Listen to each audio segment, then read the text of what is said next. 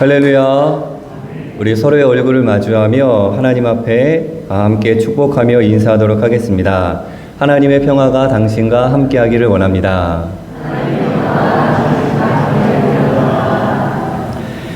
10월 마지막 주일은 온 세계에 세워진 교회들이 교회 개혁을 기념하는 종교 개혁 주일로 지킵니다.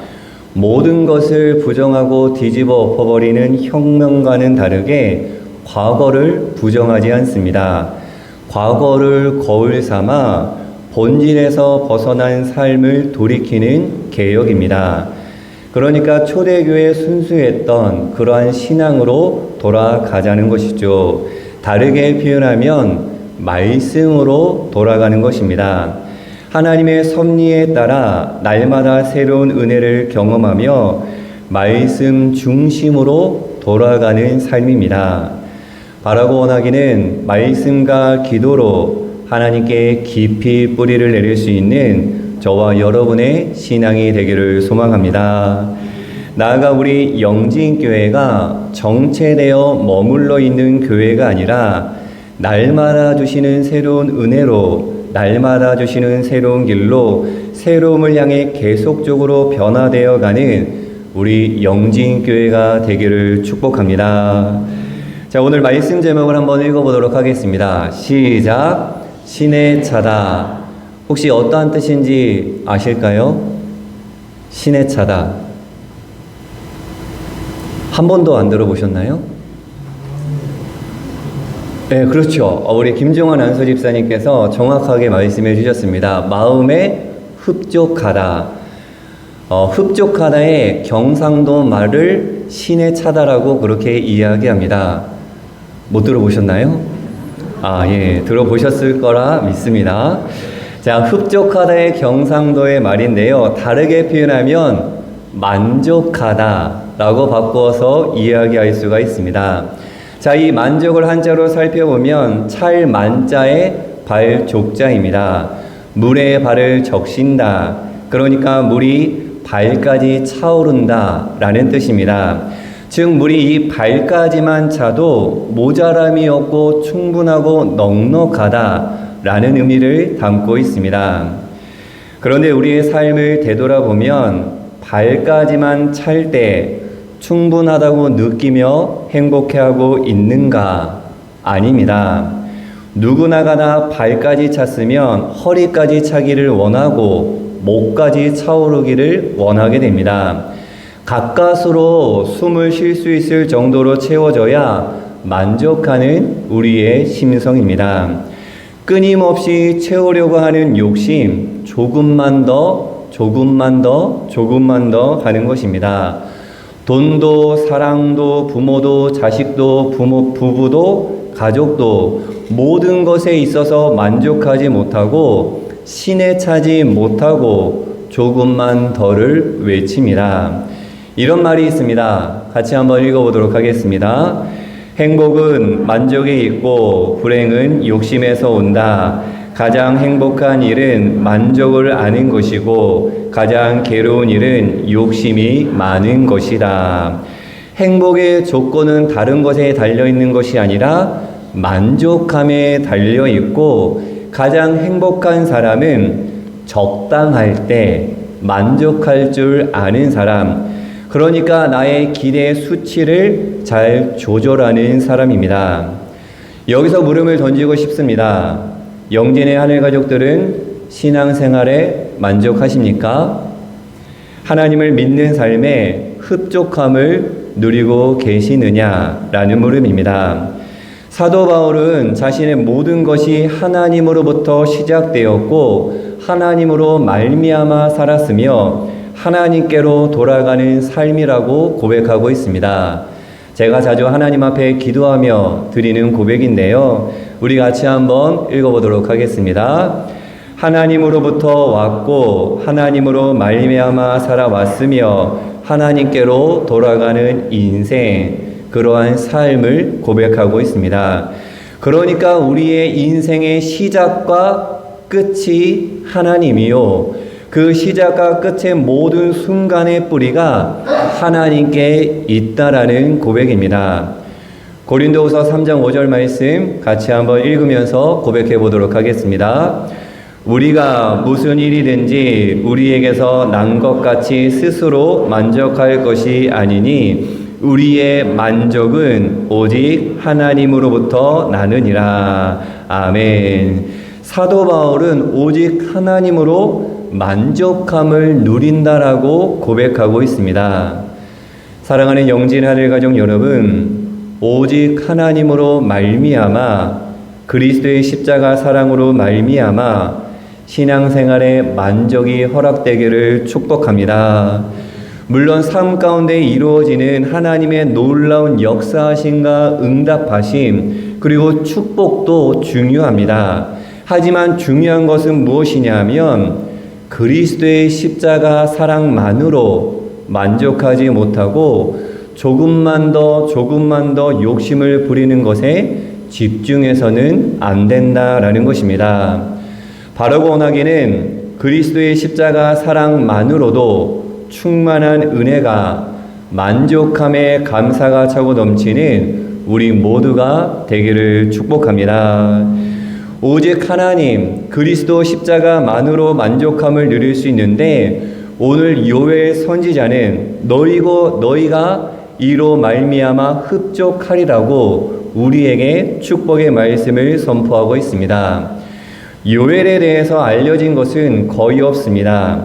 요엘의 이름의 뜻이 여호와는 하나님이시다 라는 것과 그의 아버지 이름 부두엘의 이름의 뜻이 하나님의 성실이라는 점을 미루어 보아 매우 경건한 가문에서 자라난 바른 선지자라고 짐작할 수 있을 뿐입니다.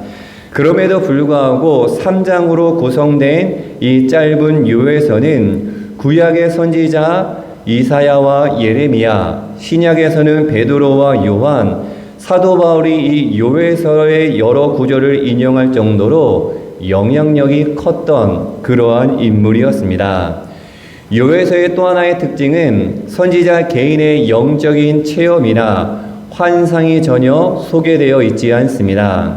당시 남유다 전역을 휩쓸었던 메뚜기 재앙을 통해 하나님의 뜻이 무엇인지 전하고 있을 뿐입니다. 우리는 다음 두 구절을 통해 요엘 선지자가 활동했던 시기가 어떠했는지 가늠할 수가 있습니다. 먼저 1장 4절 말씀 함께 읽어보도록 하겠습니다. 팥중이가 남긴 것을 메뚜기가 먹고 메뚜기가 남긴 것을 느치가 먹고 느치가 남긴 것을 황충이 먹었도다. 아멘. 메뚜기는 알겠는데 팥중이, 느치, 황충은 조금 낯설게 다가오는 그러한 표현입니다. 1장 4절의 팥중이, 느치, 황충 이 표현 모두는 메뚜기를 의미합니다. 그러니까 지금 요엘 시대에 메뚜기로 인한 큰 재앙이 닥쳐왔습니다. 메뚜기가 먹고 남긴 것을 메뚜기가 또 먹어 치우고 저 메뚜기가 먹고 남긴 것을 이 메뚜기가 먹어 치워 결국 사람이 먹을 것이 없는 그러한 상황입니다. 사람이 메뚜기보다 못한 그러한 당시의 상황인 것이죠. 이 메뚜기들이 얼마나 철저하게 먹어치웠는지 요엘서 1장 7절에는 그 모든 가지가 하얗게 되었도다라고 이야기하고 9절에서는 여호와께 드릴 제물조차 구할 수 없다라고 그렇게 기록되어져 있습니다. 우리 10절 말씀을 세 번역으로 같이 한번 읽어보도록 하겠습니다. 밭이 황폐하구나. 곡식이 다 죽고 포도송이가 말라 쪼그라들고 올리브 열매가 말라 비틀어지니 땅이 통곡하는구나. 아멘. 왜 이러한 상황이 벌어졌을까?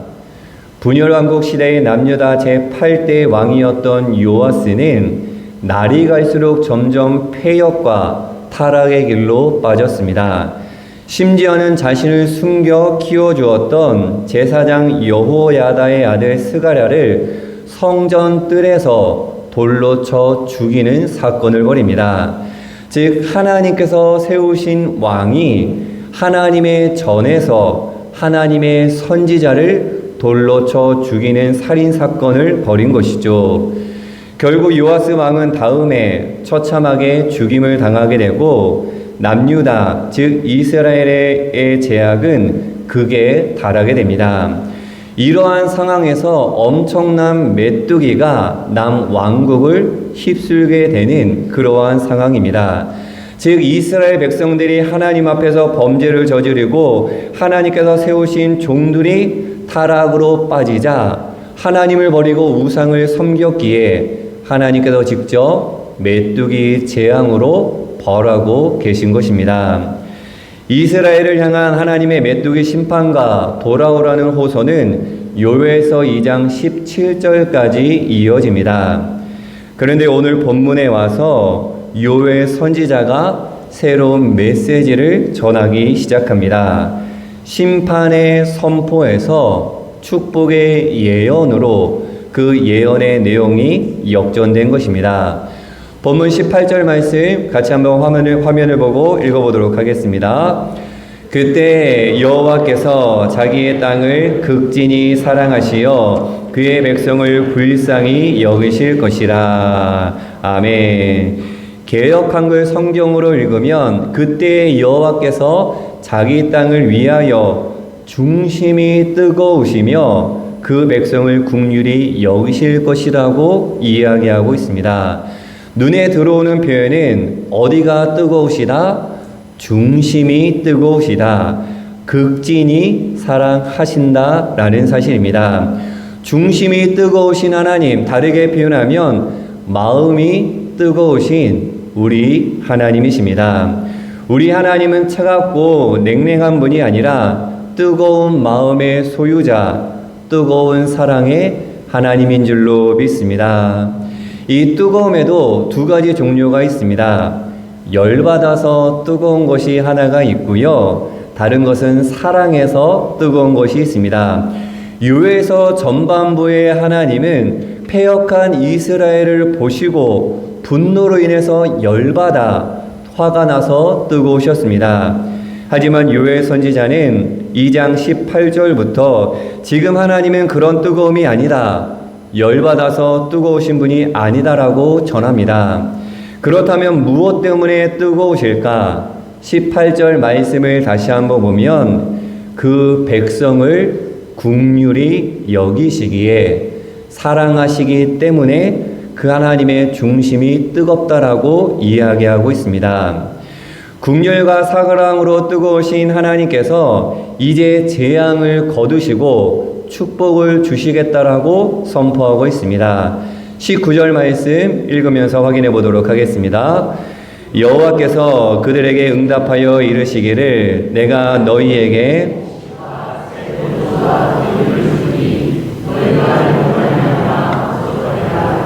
내가 다시는 너희가 나라들 가운데에서 욕을 당하지 않게 할 것이며 아멘. 한 문장으로 너희에게 흡족한 축복을 주신다고 이야기합니다. 마음에 쏙 드는 축복으로 인도해 주신다라는 것이죠. 중심이 뜨거우신 하나님께서, 긍휼하신 하나님께서, 우리를 불쌍히 여기시는 하나님께서 우리에게 축복을 주시는데 우리 마음속에 조금만 더 할 필요 없이 그런 욕심의 여지를 남겨두지 않는 흡족함의 축복을 허락해 주신다는 말씀입니다. 사랑하는 영진하늘 가족 여러분, 이 말씀을 나에게 주시는 말씀으로 받아 허락하실 모든 축복과 은혜와 사랑을 흡족하게 받아 누릴 수 있는 저와 여러분이 되기를 축복합니다. 다함이 없는 사랑으로 우리의 삶을 주관하시고 인도하시사 더 이상 우리가 바랄 것 없이 우리를 인도하시고 축복을 허락하실 그 뜨거우신 하나님의 사랑을 전적으로 신뢰할 수 있는 저와 여러분의 신앙이 되기를 소망합니다. 메뚜기 재앙 가운데 베풀어 주실 흡족한 축복의 내용이 19절에서 26절까지 이어집니다. 19절에서는 곡식과 새 포도주와 기름을 주시며 다시는 너희를 조롱거리로 만들지 않겠다라고 말씀하십니다. 20절에는 그 앞에 부대는 동해로 그 뒤에 부대는 서해로 들어갈 것이라. 즉 사방에서 몰려온 메뚜기 떼를 멀리 쫓아 사해와 지중해로 몰아넣을 것이다. 거기서 메뚜기 시체 썩는 냄새, 악취가 코를 찌르도록 하겠다. 즉 재앙에서 너희를 온전히 구하겠다라는 하나님의 말씀입니다.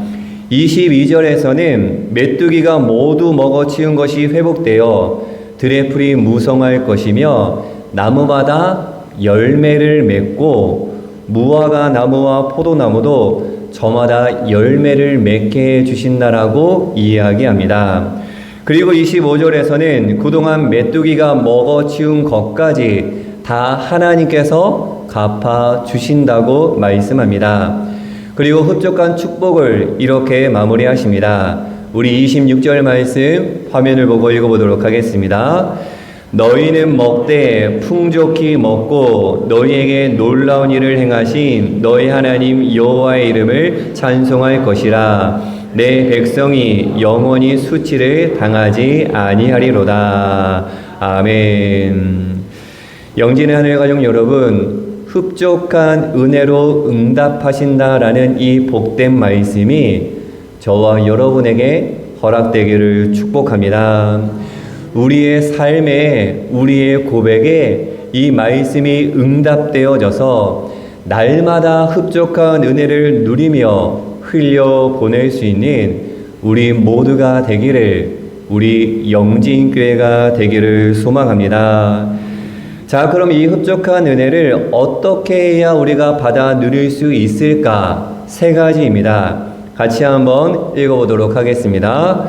여호와께로 돌아오라. 거룩한 성회로 모여라. 여호와께 기도하라. 자, 간단하게 나누어 보면 여호와께 돌아오라. 우리 요엘 2장 12절 13절 말씀 읽어보도록 하겠습니다. 여호와의 말씀에 너희는 이제라도 금식하고 울며 애통하고 마음을 다하여 내게로 돌아오라 하셨나니 너희는 옷을 찢지 말고 마음을 찢고 너희 하나님 여호와께로 돌아올지어다. 그는 은혜로우시며 자비로우시며 노하기를 더디하시며 인애가 크시사 뜻을 돌이켜 재앙을 내리지 아니하시나니. 아멘. 하나님을 등지고 멀리 갔던 길에서 돌이켜 하나님을 향해야 한다. 하나님으로부터 벗어났던 삶이 하나님께로 향할 때, 즉 말씀에서 벗어났던 삶이 말씀 안으로 돌이킬 때 흡족한 은혜를 주신다고 말씀합니다. 세상을 향했던 삶의 방향을 180도 돌이켜 하나님과 가까워질 때 비로소 중심이 뜨거우신 하나님께서 흡족한 은혜를 허락해 주시는 것입니다. 다음으로 거룩한 성회로 모여라입니다. 우리 같이 한번 읽어보도록 하겠습니다. 너희는 시온에서 나팔을 불어 거룩한 금식일을 정하고 성회를 소집하라. 백성을 모아 그 모임을 거룩하게 하고 장로들을 모으며 어린이와 젖먹는 자를 모으며 사랑을 그 방에서 나오게 하며 신부도 그 신방에서 나오게 하고. 아멘. 한마디로 거룩한 성회로 모여라입니다. 이는 너희 안에 여전히 하나님을 향해 돌이켰지만 여전히 너희 안에 악한 길로 가고자 하는 그러한 마음이 남아있으니 성회로 모여 계속해서 하나님을 향한 우리의 마음을 지켜야 한다. 신앙의 단도리를 잘해야 한다라는 것이죠. 16절에 장로, 어린이와 젖먹는 자, 신랑, 신부도 다 성회로 모여야 한다. 즉 한 사람도 빠짐없이 모여야 한다는 말씀입니다. 이 말씀을 신앙의 자리로 가져오면 예배의 자리에, 기도회의 자리에 모이기를 힘써야 한다는 것입니다. 그리할 때 흡족한 축복을 허락해 주신다는 것이죠. 마지막으로 여호와께 기도하라입니다. 우리 요엘서 2장 17절 전반절을 세 번역으로 읽어보도록 하겠습니다. 주님을 섬기는 제사장들은 성전 현관과 번제단 사이에서 울면서 호소하여라. 아멘. 흡족한 은혜를 받기 위해서는 여호와께 돌아와 성회로 모여 무엇을 해야 한다? 기도해야 한다 라고 이야기합니다. 성전 현관과 제단 사이에 나만의 기도 자리를 정해놓고 거기서 울면서 기도해야 한다는 것입니다. 하나님의 성전으로 모이는 것으로 충만하지 않으니 기도해야 한다는 하나님의 말씀입니다. 교회마다 자리가 있습니다. 그 자리가 나를 드러내는 자리가 아니라 하나님께 기도하는 자리가 되기를 축복합니다. 세상을 향했던 삶의 방향을 돌이켜 성전에 나와 기도할 때 중심이 뜨거우신 하나님을 만나게 되고 하나님께서 축복을 흡족하게 허락해 주신다는 사실입니다.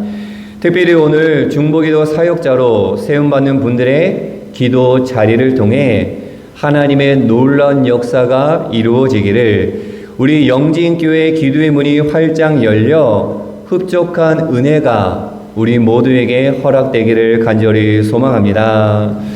사랑하는 영진 하늘가족 여러분, 우리의 욕심은 끝이 없기에 만족할 수 없습니다. 조금만 더의 본능은 오직 예수 그리스도 한 분만으로 만족될 수 있다라는 사실을 인정하고 고백할 수 있기를 원합니다.